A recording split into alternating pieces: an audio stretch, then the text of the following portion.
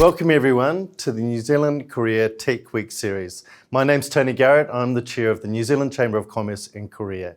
We're really excited to be helping host this event this week. We're working in conjunction with the New Zealand Embassy, North Asia Cape, NZ Tech, and a bunch of supporters to let you know about all the opportunities for technology companies in Korea. But we also want to take this opportunity to encourage you to look at some of the partners here in Korea who also want to work with New Zealand organisations. There is a great deal of opportunity to work with New Zealand companies. We are innovative, we have great cutting edge technology, and this is our opportunity from both sides to educate and let you know what's going on. The Kiwi Chamber has been going on now for 11 years. Our principal responsibility is to provide an environment for New Zealand organisations to work in Korea. Networking opportunities, high quality events, but also to just provide a friendly face in a market that for many New Zealand organisations may be relatively unfamiliar. Most of our members, whether they be New Zealanders or Koreans, they are interested in encouraging the relationship between the two countries, between the two economies. This week, we're doing under the auspices of our Inspire with Innovation series. Our Inspire with Innovation series is to highlight innovative and inspirational companies from New Zealand to the Korean population and to help them find key partners here in this economy. Recently, the President of Korea indicated that they really wanted to focus on technology as a core driver to get out of the current COVID situation. And I think New Zealand, as potential partners, as members of the key value chain that the Korean organisations are wanting to work with, and are an ideal place to work and help Korea meet its objectives. I also know it's a key objective from the New Zealand side to be focusing on new areas such as technology and to work with our partners to focus on you guys, these people who are focused on technology. So I want to encourage you, after listening to all these exciting speakers this week, we're actually going to take it one step further and we're actually going to run both a virtual and hopefully a physical Tech Roadshow week, where hopefully you will register to meet with these key partners to develop this relationship further. And finally, please enjoy this New Zealand Korea Tech Week series. Thank you. Now, we had a very successful Tech Roadshow to Korea just in June last year. That delivered a number of tangible outcomes for New Zealand.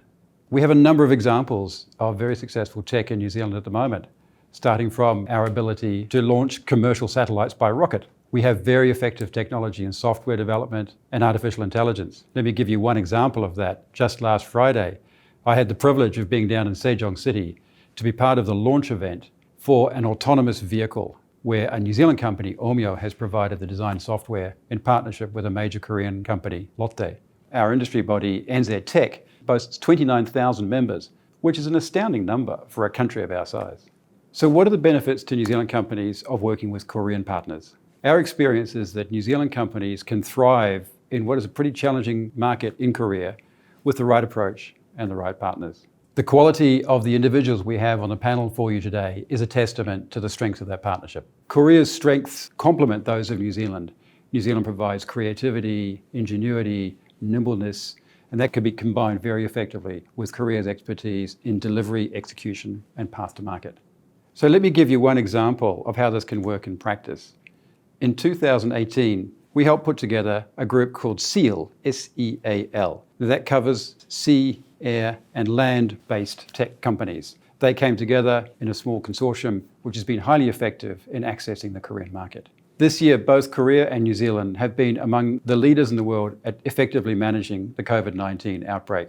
In the case of Korea, they've done that partly through very adroit use of technology, through means such as tracing and tracking COVID patients. That provides one example of how, even in an environment like COVID, there are opportunities for high tech working between Korea and New Zealand.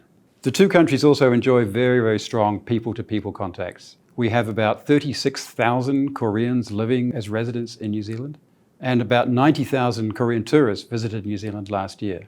We have normally about 6,000 Korean students studying in New Zealand. So as I hope I've made clear today, we have a very strong partnership already between Korea and New Zealand, and we have great opportunities to work together in the future. If we get this right, there's really no limit to what we can accomplish together. Thank you.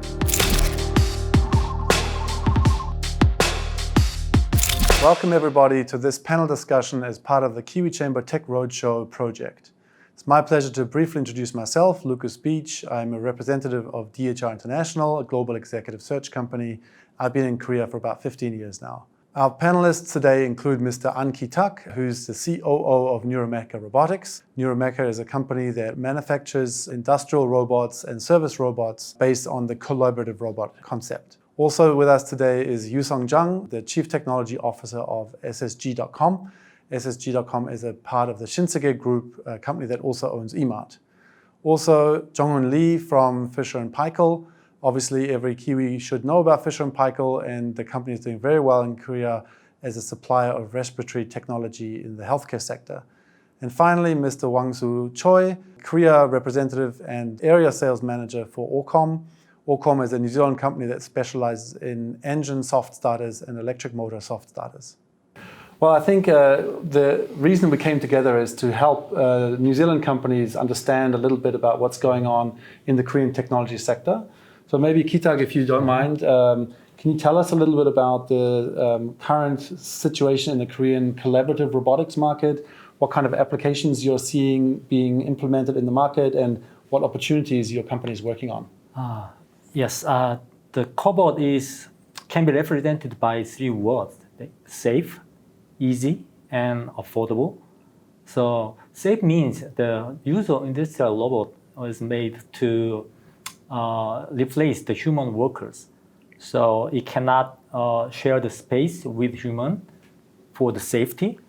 But on the other hand, the collaborative robot, cobot for short, is designed originally to keep the workers safe.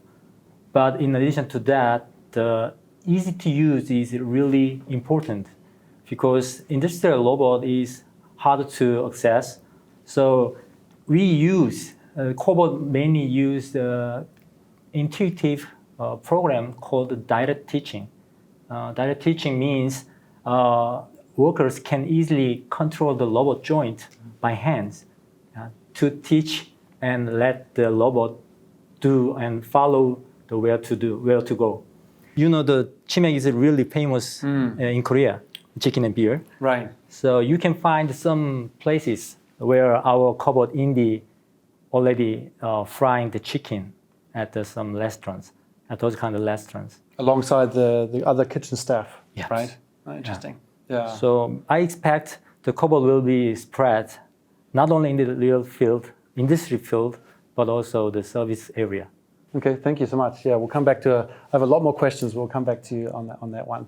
Yusong, maybe you can tell us a little bit about what you're doing in the Shinsegae world and the trends that are going on in the market, and to what extent the transition is happening between traditional offline retailing to more of an online environment. Right.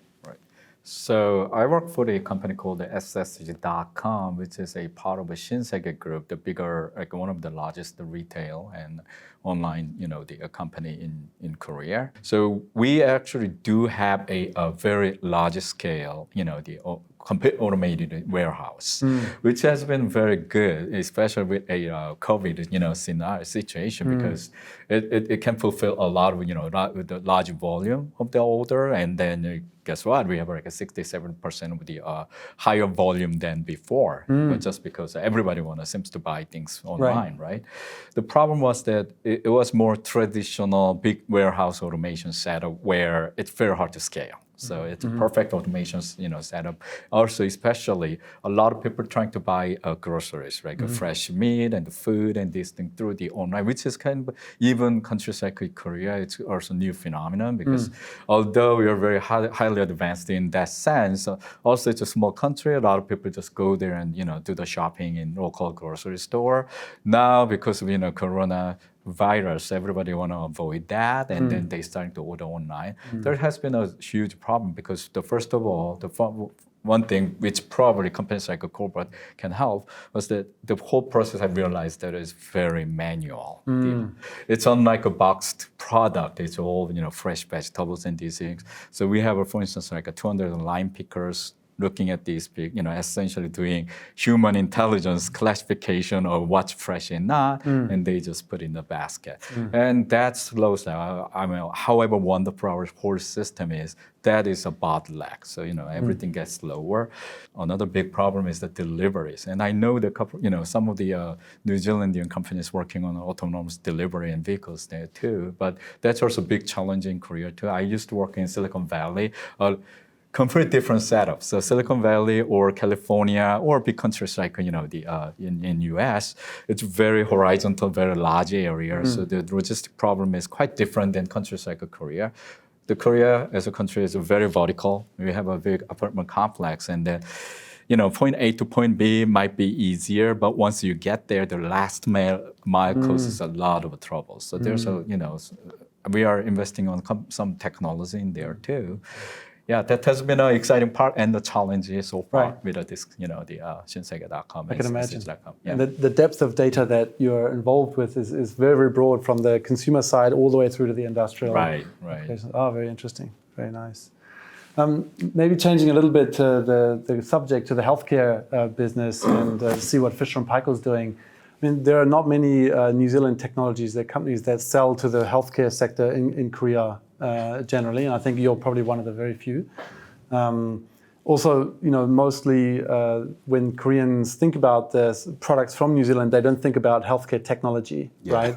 So do you see the opportunity for other New Zealand companies to follow in your footsteps, to be able to penetrate the Korean market with their technologies, despite the fact that New Zealand isn't well known for that type of product category?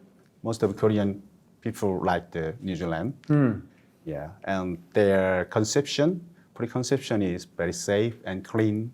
So when I approach to our customer, it's manufactured from the New Zealand, they feel proud. They feel, wow, it's maybe very safe. And I totally recommend to doing a business in Korea because geographically we are a very small country, but we have high population.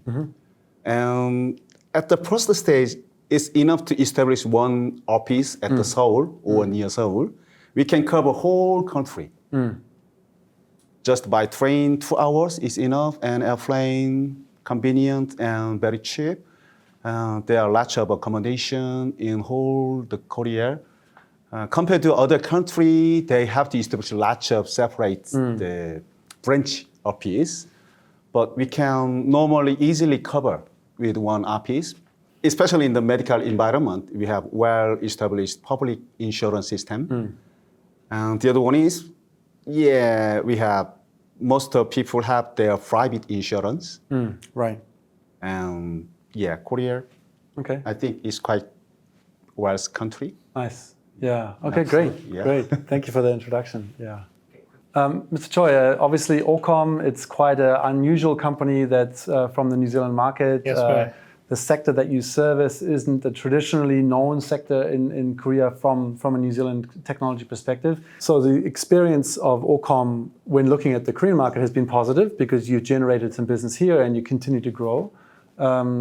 Do you believe that there are other New Zealand technology companies that can develop their market in Korea? Do you think it's a valuable idea to invest for New Zealand technology companies to invest in the Korean market? Absolutely. That's why I reached out to Orcom almost 6 years ago. Right. Reason why the Korea position is very nice. The reason why the Korean engineers, first of all, think that they don't need to get the visa to visit the other country most of the time. That's why it doesn't wasting the time to get the visa. Right. Most of the time, we have to fix the problem as soon as possible. That's why without visa, we can visit to other countries, a very good benefit. Yeah, So sure. do you also see any kind of challenges that need to be overcome in order to successfully do business here between Korea and New Zealand? There are too many. Too many. You guys wake up too early in Korea. That's why you call me the 5 p.m., the 6 a.m. Understand. That's a big problem. Right. Okay, But nice. the big problem comes from the mentality. Oh, okay. Yeah, that's why it's very difficult to explain what's the difference, how we cover, that's the difference. It's a key impact, Right. penetrate the Korea market. Okay. Maybe on that point, Jong-un, maybe you can comment a little bit on some of the challenges that you see between the Korea and New Zealand business and some of the lessons that maybe other New Zealand companies can learn from the difficulties.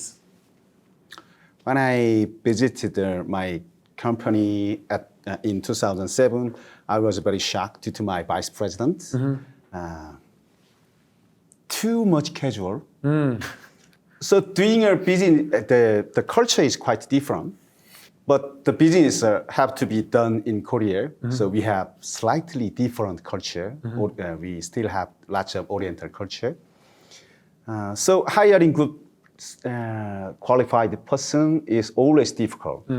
So when I hire someone for my staff, I'm not see their technology and their skill. It's different story. I focusing on the loyalty and responsibility and teamwork. If the person have the 3 qualification, increase their personal skill is different one. It's have to be done by the company. So we have online training course, include visiting the factory and the learning through during 1 week or 1 month. It's have to be covered by the company. And Yusong, maybe you can jump in on that because I know that in your business currently, as well as some of the previous companies you work with, you have quite an international group of colleagues, right? So, of course, from a Korean company perspective, in a big company, your access to human resources domestically isn't necessarily a big challenge, but nonetheless, you have global colleagues, you have people from other markets. So what's your experience been with the cooperation or collaboration between domestic colleagues and global colleagues? So it's interesting in the sense that, I'm talking about 2 worlds. So, you have a business and you have a technology piece. So interesting thing is, especially younger generations, in online side, we're talking numbers and codes. So as long as you know what kind of tool you use, let's say you know the AWS and you know GitHub, then we can work together pretty well, and it doesn't really quite matter where you live. And the difference, you ask what is one of the hardships that geographical difference between you. One thing I realized was that it takes like 12, 13 hours from here to get to Auckland, right? But then the time difference is only 3 hours. Right. So I used to work with the companies in New York, for instance. Yeah, it's a crazy time difference, right? So in that sense, I would say, especially the kind of business the technology business that we are doing, it probably just gives a benefit of having less time difference, and we can work together. On the other hand, for instance, I mentioned like personalization and those type of things. That's even I am surprised, and sometimes very surprised too, because there are quite a differences, especially because of the population. For instance, I wouldn't say it's unfortunate, but interestingly, Korea is more homogeneous than other countries. So the way we are approaching in the data is slightly different than, for instance, more diverse the countries. So that might be a little bit of a surprise when we are working together. Also, other thing, like especially companies like Shinsegae Group, which is like one of the top 10 conglomerate in Korea. In a sense, they're leading the effort of globalization. In a sense, it's very interesting because in other countries, more smaller companies work together tightly. But in Korea, just because the way it has been, like Samsung, arguably is a very global company, and the Shinsegae is in a sense too, because we do a lot of business with, for instance, even Australia, the New Zealand companies, selling a lot of goods in the Shinsegae department store. So, in a sense, so it's easier to break in. Once you break in, there's now you're hitting with these cultural differences, especially in the business, right? So especially because a lot of the people in that side, they're more traditional, very domestic, and they expect other collaborators to be in that's the mode. So Kitak, let me throw the human resources question at you, because when I had a chance to visit your office, I noticed you have also international colleagues, but your company is still relatively young. It's kind of a technology startup in Korea to some extent. Nonetheless, you have global colleagues working with you in your team. Why do you do that, and what experience have you had with regard to people coming from outside of the Korean environment? Nurameka is the smallest one among these four companies. So frankly speaking, when our CEO founded the Nurameka, it is very hard to hire the technicians, high-level technicians, because it was just a small startups. So there was no options for hiring the Korean for above master degrees engineers. So he decided to hire the foreigners from Vietnam and China and Ukraine and India. So there is no option, frankly speaking. But it helps us to become to make the business internationally, because we have to communicate in English, and we write down all the documentations in English first. So it is really, in my mind, it's so lucky for us. But we did not intend to hire Accidental success, international ones. Yeah, interesting idea. I think it's a very interesting point you bring up, because a lot of New Zealand companies, when they look at the Korean market for the first time, they'll be small, they'll be unknown, they will not be a big magnet to highly talented people, right? So there needs to be a lot of work done to convince people that it's the right move for their professional career, professional development, to be able to work in Korea for a small company, whether it's a small startup local company that's got growth potential, as you've proven. I think you have around almost 100 people working at Nurameka, but also from a New Zealand company perspective, right? Attracting people that would otherwise have an option to go and work for a Shinsegae or a bigger corporation. Yeah. I mean, Wangso, I think you're working alone, right, in Korea. You're kind of a one-man show. So you haven't had the opportunity to hire additional staff yet. Yeah. But Jonghan, what's your experience with regard to attracting people? You mentioned about the criteria that you use to select, but has it been a challenge to convince people that Fisher & Paykel is a good place to work? Yeah, sure. Sometimes I make some people more attractive to our company. I think the Fisher & Paykel Healthcare Korea is the #1 company for maintaining work-life balance. Most of the Korean company and even the foreign company are establishing Korea. It's normal to work overtime during the weekend. It's very common. But I don't think so in our company. So we have no overtime work, and if we have no choice to participate in lots of congress. So it's normally held Friday and Saturday, sometimes Sunday. At that time, I will give the extra vacation for the week, another week. Recently, the young generation and quite many the people more like to balance their life, not only the money. So it's our most strength point. That's a good point. Yeah, I think it's a very important point, because you have to find your angle of opportunity to be able to even attract the right things. Yeah. So to bring our discussion today to a close, maybe Jonghan, maybe you can comment a little bit on any advice that you can give to New Zealand companies or perspectives that they should consider regarding opportunities in Korea, as well as kind of the trend that you see with regard to their work in Korea, potential work in Korea. Most of companies, they are asking the third-party specialized company for analysis of the market. It's essential. It's essential process, but additionally, I recommend invest the market by the separate channel. The third-party company, they are big and they only calculate based on their database, not real market situation. So I recommend to analyze the market focusing on the opportunity and the risk, but have to be careful the hidden risk. The hidden risk should be checked by separate channel, not only the third-party company. And then I recommend don't hesitate too much and don't worry too much. So Korea is a good place to make some business. We have lots of good people.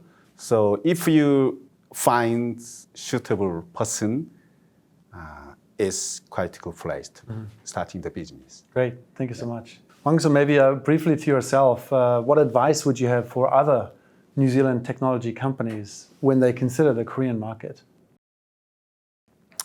First of all, all results come from the person. That's why they had to find the right person who work with the Kiwi company. And don't try to change the Korean people to Kiwi. It's a key point. They always ask me, not always, sometimes they ask me follow the rule in Kiwi. But it's not a right approach, I think. To penetrate the Korean market, Korean people can do that. It's better than Kiwi. That's my advice. Great, perfect. Thank you so much. Yeah. Yusong, any suggestions or advice to foreign companies when they consider the Korean market? There are a couple. Yeah, it's very. I mean, I used to work for the startup too. So one of the most important the asset that you have as a startup is time. So you need to make a decision whether it's a good fit for you or not. But if once you decided, there's a couple of things I think we can say. I think the Korea actually represent especially as far as the technology and online goes, it's like a battlefield. It's a test bed. So I would say like if things work in Korea, you probably but it's better bet that that kind of technology would work in everywhere. Oh, okay. Korea. So in that sense, it could be a very good test case for you if you have want to prove something. But as Mr. Wang said, there's and other people said that there are definitely hidden costs, especially regulatory issues and some cultural issues and these things. I mean, once you are well aware of that, I think this could be a great opportunity for the especially technology company to working on your business. So, Interesting. Yeah. Perfect, great. And Kitak, maybe briefly from yourself, any advice you would give to New Zealand companies when they consider the Korean market, or what trends do you see in the Korean market that may be interesting? I think in my personal experience, the Korea is very good country to make a business. So based on my experience in China, the priority number one is the safety, the public security and healthy environment is very important. And in addition to that, all policies about the business should be predictable. Then safety and predictable, what else in business? So I recommend you, if a company in New Zealand wanted to work together with the Korean company, please try to contact the HR expert like Lucas and try to find a good partner who can create synergies in your business models. Thank you. Nice. Yeah. Thank you so much. Well, I think that wraps it up for today. So I want to say a very heartfelt thank you for all of you for taking your time, sharing your valuable insights and valuable comments with our audience. And I'm sure we'll be able to see some pickup from the New Zealand side to be able to see more New Zealand companies come in. And hopefully for those companies that are in Korea and looking into the New Zealand market, also some opportunities in that direction as well. So again, thank you so much for today. Thank you. Thank you. Thank you.